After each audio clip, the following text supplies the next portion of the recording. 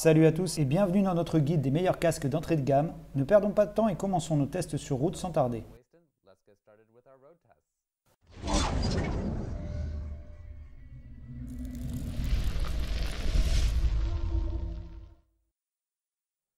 Vous venez peut-être d'avoir juste votre permis et vous bouillonnez de prendre la route, ou vous en êtes déjà à votre deuxième casque. Dans tous les cas, vous voulez savoir quels sont les modèles de casques entrée de gamme sur le marché et lequel d'entre vous offrira la meilleure qualité-prix. Avant de se lancer dans notre introduction, assurez-vous de vous rendre sur notre chaîne YouTube où vous retrouverez nos revues complètes de tous ces casques et n'oubliez pas de vous abonner et d'activer les notifications pour rester au courant. Jetons un coup d'œil à nos compétiteurs d'aujourd'hui qui sont tous des casques intégraux, qui sont plus sûrs en matière de protection et qui sont équipés de pare-soleil intégrés car c'est une option très pratique surtout lorsque vous débutez. Tous ces casques sont vendus aux alentours des 200 €, un prix plutôt abordable si vous commencez. On a donc sélectionné l'AGVK1, le Shark Swell 2, le HJC i70, le Icon Airfleet et le Nolan N87+. Voyons maintenant ce qu'ils valent sur la route. Un petit rappel sur la configuration de nos tests avant de commencer. À gauche, un écran affiche la température en degrés Celsius mesurée grâce à un thermomètre placé au-dessus du casque. Au milieu, un décibelmètre mesure le niveau sonore grâce à un micro placé dans l'oreille. Le téléphone à droite indique la vitesse du vent en km/h. Et enfin, la vitesse du pilote et la température extérieure sont affichées sur le tableau de bord. Rajoutons quelques détails sur les conditions de notre test. Notre pilote conduit une moto BMW d'aventure, un modèle assez puissant mais qui vous permettra de vous faire une idée pour comparer. Nous avons enregistré nos performances à une vitesse de 130 km/h sur de longs segments d'autoroute, en faisant de notre mieux pour éviter les obstacles comme les poids lourds. Commençons par décrire quelques caractéristiques du AGVK1. C'est un casque de sport de base, le genre de casque que vous voulez porter pour attaquer un circuit. Il a un design typique d'AGV avec un look agressif, mais c'est un casque assez simple vendu aux alentours de 180 €. La coque est fabriquée en résine thermoplastique qui vous protégera bien que ce ne soit pas le meilleur matériau disponible. La qualité de la visière laisse plutôt à désirer, ce qui pourra peut-être jouer sur la visibilité dans certains cas, mais elle est équipée anti-rayures et pinlock, bien que la lentille pinlock soit vendue séparément. On l'a inclus dans ce test, bien qu'il ne dispose pas d'un pare-soleil, mais vous avez tout de même un AVG pour un prix très raisonnable qui vous donnera un look sportif à petit prix. La ventilation est assez correcte grâce à la présence de quelques aérations. La doublure est détachable, lavable et antibactérienne. Regardons maintenant ses performances sur la route. Le jour de notre test du KA, les conditions météo étaient difficiles, mais nous sommes tout de même sortis. Nous avons roulé à 130 km/h sur de longs segments d'autoroute. La température extérieure était de 8 degrés Celsius pour une température à l'intérieur du casque de 10 degrés, soit une différence plutôt honorable de 2 degrés. La vitesse moyenne du vent était de 115 à 130 km/h. On a enregistré un niveau sonore de 105 décibels, ce qui est assez fort, mais il s'agit encore une fois d'un casque sport d'entrée de gamme, donc l'isolation sonore n'est pas vraiment une priorité. Notre pilote a trouvé ce casque plutôt confortable, mais pas autant que certains autres modèles d'entrée de gamme comme le Shark Swell 2 et le Nolan N87+. Passons maintenant à ses résultats. Avec sa matière en résine thermoplastique et seules 2 tailles de coque disponibles, le K1 ne récolte que 2 étoiles côté matériaux. Cependant, son poids optimal de 1400 g lui fait gagner 4 étoiles côté poids. La visière est préparée pinlock mais n'est pas fournie avec le casque, c'est donc 3 étoiles pour la visière. Bien que ce soit un casque sport et qu'il ne soit pas conçu pour isoler du bruit, on a tout de même décidé de l'évaluer car c'est un casque à bas prix et il pourra servir aussi sur la route. Ces 105 décibels ne sont pas un bon résultat et il ne remporte donc que 2 étoiles, mais il devrait faire l'affaire si on rajoute des bouchons anti-bruit. Les 2 degrés de différence de température lui font gagner 3 étoiles. Et enfin, côté confort, on atteint un résultat plutôt honorable pour un premier prix et c'est donc 2 étoiles de plus. Ça ramène au final le K1 à un score de 3 étoiles à raison de 11 € par étoile pour un prix recommandé de 180 €, ce qui est une très bonne affaire, sachant que c'est un casque d'une marque premium, similaire au résultat du HJC i70, mais supérieur en légèreté et en confort. Le prochain sur la liste est le Shark Swell 2. Ce casque est vendu à un prix de vente conseillé de 240 €. Il s'agit d'un casque de tourisme sportif en polycarbonate qui devrait vous garantir une protection décente. Nous avons obtenu un poids d'environ 1550 g à la pesée, soit un résultat plutôt moyen, mais il a obtenu une note de 4 étoiles sur 5 au classement Sharp, ce qui est tout de même remarquable. Une des caractéristiques intéressantes du Squall est l'ajout de LED autour du casque pour améliorer votre visibilité. Ce casque est muni de plusieurs entrées d'air, mais elles sont toutes légèrement ouvertes, ce qui n'est pas terrible pour l'aération.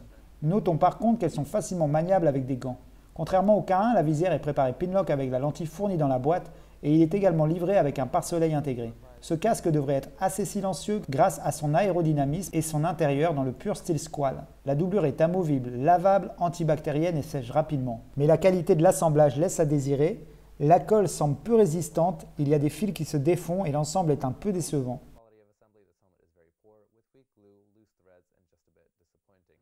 Nous avons testé le Shark Squall 2 par temps pluvieux, ce qui n'était pas idéal. Nous avons tout de même décidé de le mettre sur la route. Lors du test, nous avons roulé à environ 130 km/h sur de longs segments d'autoroute. La température extérieure était d'environ 11 degrés, tandis que la température interne du casque était d'environ 12 degrés, ce qui représente une différence raisonnable d'1 degré.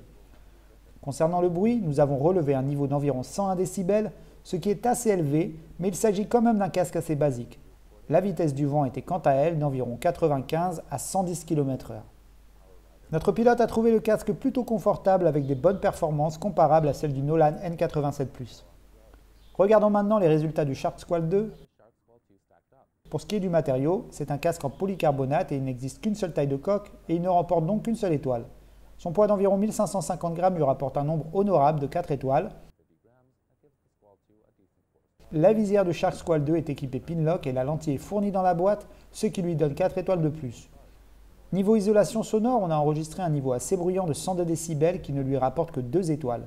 Côté ventilation, le Shark Squall 2 génère une différence de température de 1 degré, ce qui lui fait gagner 4 étoiles pour la ventilation. Enfin, le confort du Squall ne se débrouille pas trop mal pour un casque d'entrée de gamme qui obtient ainsi 2,5 étoiles sur 5. Cela ramène le Shark Squall 2 à un score total Champion Helmets de 3 étoiles. Avec un prix d'environ 240 €, chaque étoile vaut environ 14 €, ce qui est un peu élevé en termes de rapport qualité-prix. Place maintenant au HJCI 70. Ce casque est conçu pour être la version entrée de gamme et plus économique du RPH A70. Bien que le HGC 70 se situe dans la gamme de prix moyen, ses performances sont plutôt moyennes. Le HJCI 70 est destiné à être un casque polyvalent. La coque est en composite polybicarbonate amélioré comme la plupart de nos casques aujourd'hui, mais ça n'en reste pas moins un type de plastique, même s'il vous protège bien en cas de chute. La coque est quant à elle disponible en 2 tailles. La visière vous permettra d'avoir un bon champ de vision, bien que son mécanisme accroche un peu. Les aérations fonctionnent assez bien, celles qui sont situées au niveau du menton permettent de désembuer la visière. Les aérations principales se trouvent en haut du casque, en plus des 2 sorties d'air à l'arrière. La doublure du I70 est détachable, antibactérienne, anti-humidité, à effet de mèche et elle est lavable, avec un protège-menton séparé. Il est muni d'une mentonnière à micro-cliquet. Son isolation sonore a donné des résultats plutôt corrects.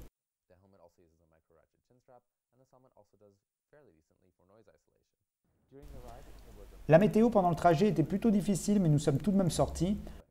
La température extérieure était d'environ 10 degrés Celsius, alors que la température interne du casque était de 12 degrés, soit une différence plutôt honorable de 2 degrés. La vitesse moyenne du vent oscillait entre 90 à 115 km/h. Le niveau sonore enregistré était de 99 à 100 décibels, c'est plutôt dans la moyenne, bien que ça reste assez bruyant. Lors de son trajet, notre pilote a jugé le I70 très inconfortable. Il l'a trouvé trop serré et étroit au niveau des oreilles. Voyons donc ce que ça donne côté résultat. Pour ce qui est du matériau, l'I70 est fabriqué en polycarbonate et se décline en 2 tailles de coque, et le HJC remporte ainsi 2 étoiles. Avec son poids d'environ 1600 grammes, l'I70 décroche 3 étoiles pour le poids. Comme la visière du I70 est préparée Pinlock et fournie dans la boîte, et qu'elle garantit un bon champ de vision, elle lui fait gagner 4 étoiles. Au niveau du bruit, le HJC a réussi à passer en dessous de la barre des 100 décibels, ce qui est une très bonne performance qui lui fait gagner 3 étoiles pour l'isolation phonique. Une bonne performance aussi niveau ventilation, car le I70 a enregistré une différence de 2 degrés, ce qui fait 4 étoiles supplémentaires. Par contre, le confort n'était pas au rendez-vous et notre pilote a trouvé le casque très inconfortable, ce qui ne lui fait malheureusement obtenir qu'une étoile et demie. Le I70 obtient tout de même un score global de 3 étoiles pour un prix de vente d'environ 200 €, ce qui fait un coût de 11 € par étoile. C'est un excellent résultat pour un casque d'entrée de gamme, surtout si l'on considère ses bonnes performances au niveau de l'isolation sonore. Passons maintenant à l'Icon Airfleet. Il s'agit d'un casque pour débutants d'une marque très réputée. La coque est en polycarbonate et ce casque existe en 3 tailles de coque, ce qui est une agréable surprise. La visière est belle et ample et vous permettra de profiter pleinement du paysage, mais elle n'a pas équipé Pinlock et elle n'est pas fournie avec le casque.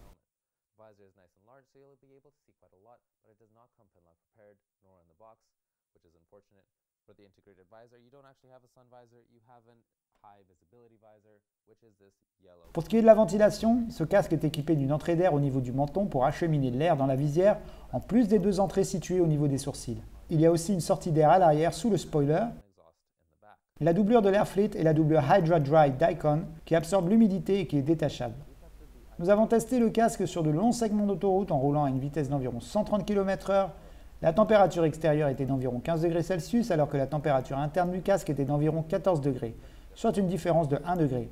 La vitesse moyenne du vent était d'environ 110 à 120 km/h tandis que le niveau sonore du casque était aux alentours de 110 décibels. Notre pilote a trouvé le casque satisfaisant au niveau confort et ne lui a rien trouvé de particulier, mais il l'a jugé très basique. Il l'a trouvé assez aéré mais pas à hauteur de nos espérances, alors passons maintenant aux étoiles. En ce qui concerne le matériau, sa coque en polycarbonate et ses 3 tailles de coque lui permettent d'obtenir un score honorable de 3 étoiles. Le casque était dans la moyenne niveau poids, ce qui lui a valu 3 étoiles de plus.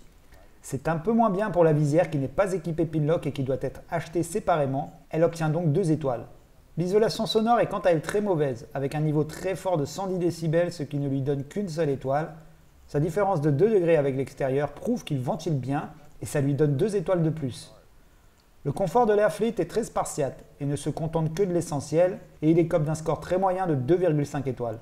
Cela nous ramène à un total de 2 étoiles pour un prix de vente conseillé d'environ 250 €, qui correspond à 18,50 € par étoile pour le Airfleet, ce qui est un montant décent pour un casque assez basique.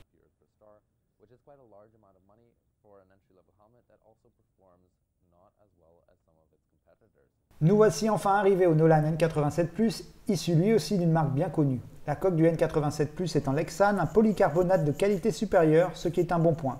Le N87+, est disponible en 2 tailles de coque, ce qui est un choix satisfaisant. La visière est assez large pour vous garantir une belle vue et elle est équipée Pinlock. Le pare-soleil du casque est cranté afin de pouvoir l'ajuster selon vos besoins.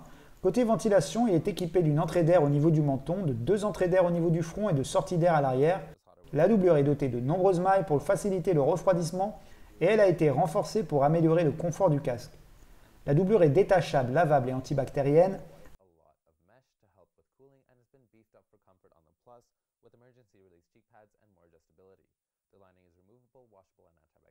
Allons voir comment il se débrouille en matière d'isolation sonore. Lorsque nous avons mis le N87+ sur la route, la météo était plutôt hivernale, mais nous l'avons tout de même testé. La température extérieure était d'environ 9 degrés Celsius, alors que l'intérieur du casque était de 11 degrés, soit une différence plutôt pas mal de 2 degrés. On a enregistré environ 102 décibels côté bruit, ce qui est dans la moyenne d'un casque intégral. La vitesse du vent oscillait ce jour-là entre 115 et 130 km/h. Notre pilote a trouvé le casque très confortable et l'a jugé très performant pour un casque de cette gamme de prix. Passons maintenant aux étoiles. Au niveau du matériel, le N87+ est en Lexan. Il est lui aussi en polycarbonate et se décline en 2 tailles de coque, ce qui lui donne 2 étoiles. Pour le poids, le casque arrive à la moyenne avec 3 étoiles. Sa visière obtient un bon résultat puisque Nolan fournit le casque avec une visière équipée Pinlock. Son niveau de 102 décibels lui fait valoir 3 étoiles. Pour la ventilation, nous avons eu une différence de 2 degrés, ce qui est un résultat décent lui rapportant à nouveau 3 étoiles. Enfin, côté confort, le casque s'est très bien débrouillé pour une entrée de gamme avec à nouveau 3 étoiles. Le score Champion Helmets du N87 est un bon 3 étoiles et son prix de vente de 280 € le ramène à 15 € par étoile. C'est un très bon résultat, bien qu'un peu cher pour un casque d'entrée de gamme, mais il s'agit sans aucun doute d'un casque d'entrée de gamme de haut niveau, aux performances très homogènes dans toutes les catégories.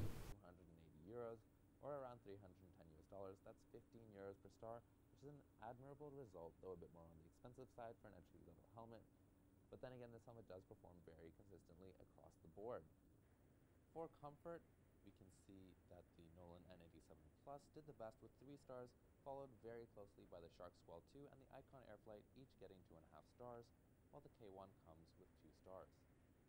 For stacking up for noise isolation, we can see the HJC i70 and the Nolan N87 Plus clearly stood out here with an outstanding 3 stars, while the Airflight lagged very far behind and the K1 and Squall 2 did fairly average.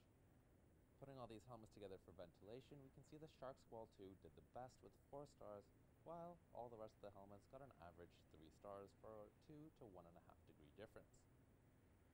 Maintenant que nous avons terminé avec les scores individuels, nous allons faire une comparaison rapide de tous les casques que nous avons testés aujourd'hui. S'ils ont tous obtenu 3 étoiles, ils sont différents en termes de fabrication et de performance. Il faut donc s'en remettre à notre rapport euro par étoile pour savoir si on en a pour son argent. La GVK1 a un rapport de 11 € par étoile, ce qui est correct bien que la lentille anti-buée ne soit pas fournie. C'est le même résultat pour le HJCI 70, mais c'est tout de même un casque très inconfortable. Le Shark Squall 2 a fait une belle performance, bien qu'il ne soit disponible qu'en une seule taille de coque avec un score de 14 € par étoile, ce qui est un peu élevé, mais pour ce prix-là, vous avez en plus des diodes LED. L'Icon Air Fleet n'a remporté que 2 étoiles et a un rapport de 18,50 € par étoile, ce qui est très cher pour pas beaucoup d'étoiles. Enfin, le Nolan N87 Plus est un bon compromis entre qualité et performance avec un prix de 15 € par étoile. Son prix de vente est un peu élevé, mais le rapport euro par étoile est très correct. Et vous pouvez toujours opter pour le Nolan N87 si votre budget est un peu serré, qui est un modèle plus ancien et qui est vendu à 13 € par étoile. So while it is a bit more expensive, you are getting, again, a decent Euro per star rating and a well-performing helmet. If you're a bit more on a budget, though, you can also get the Nolan N87, which is coming in at 13 euros per star, with all the same features, minus the emergency release cheek pads. If you'd like to purchase... Si vous souhaitez acheter l'un de ces casques, rendez-vous sur championhelmets.com où nous vous garantissons les prix les plus bas et vous proposons des offres groupées intéressantes. Voilà pour le meilleur casque intégral entrée de gamme. It's simply the most comfortable of these all out here. It gives you the most features. You're getting emergency release cheek pads, you're getting a great sun visor, and it's Pinlock Compression in the box. So no real complaints there, not to mention... Si vous avez aimé la vidéo, n'oubliez pas de vous inscrire et de nous faire savoir quel est votre casque préféré dans les commentaires ci-dessous. C'était Sébastien de Champion Helmets, à la prochaine.